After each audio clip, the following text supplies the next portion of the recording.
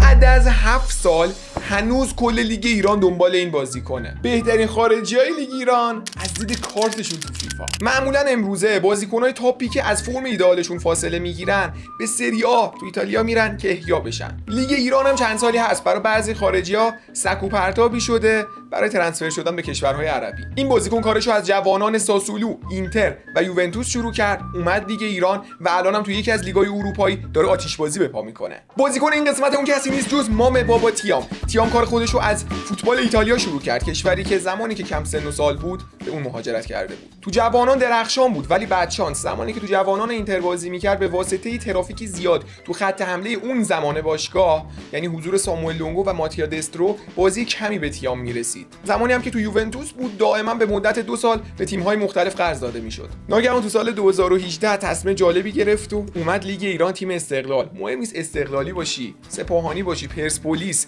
یا طرفدار تراکتور و تیم‌های دیگه، قطعاً اون باز زمانی که هرچند کوتاه هم بود و یادته که چقدر این بازیکن با کلاس بالای فوتبال بازی میکرد و چقدر بازی چشم نواز بود. تو همون 6 ماه هم تو 13 بازی 12 گل برای استقلال زد. و بعد از عملکرد درخشان تیام، باشگاه اجمان تیامو به خدمت گرفت. باشگاه اجمان براتون آشنا نیست؟ بله، دقیقاً همون باشگاهیه که ابراهیم توره سپاهانی‌ها رو تو اوج خودش خرید که داستانش رو تو قسمت قبلی بهش اشاره کردیم. اگر با این سری ویدیوها حال می‌کنید لایک ویدیو یادتون نره. بعد از امارات هم تیام ترانسفر شد به لیگ ترکیه. کاسیم پاشا بعدش تو اوج خودش رفت فنرباغچه، بعد رفتش کایسری اسپورت جایی که با علی کریمی و مجید حسینی هم بازی شد. مامه هنوز خودش استقلالی میدونه چون صحبت 100% میدونه.